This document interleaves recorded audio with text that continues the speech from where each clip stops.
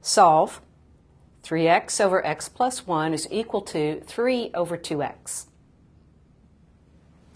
Here we've got a rational equation to solve. Let's start out by getting rid of the fractions and multiply both sides by the lowest common denominator of these denominators. That lowest common denominator would be the product of x plus 1 times 2x. So let's multiply both sides by that. 2x times x plus 1 times the left-hand side, the 3x over x plus 1, is equal to 2x times x plus 1 times the right-hand side of the equation, the 3 over 2x. Now we can divide x plus 1 into itself.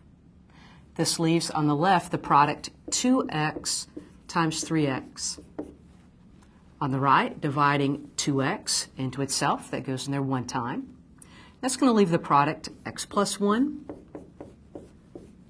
times 3. Now let's multiply. On the left, we have a 6x squared.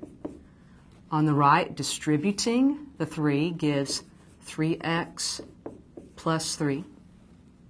At this point, we've got a quadratic equation. Let's put it in standard form by moving everything to the left.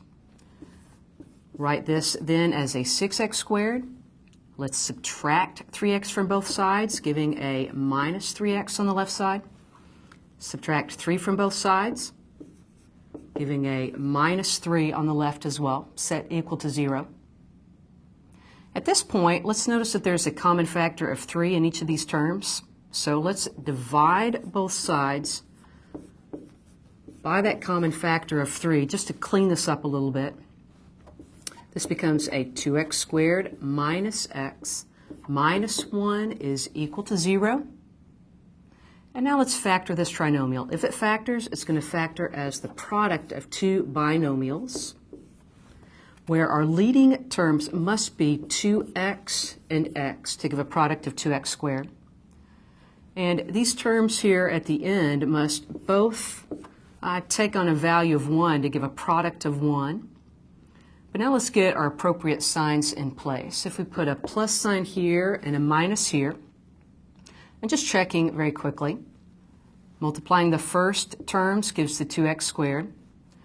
Outer product is a minus 2x, the inner product is plus x, and those combine to a minus x. And lastly, we do indeed have that minus 1.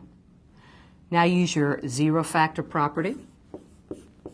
2x plus 1 is equal to 0, or x minus 1 is equal to 0. And solving each linear piece now, 2x is equal to negative 1.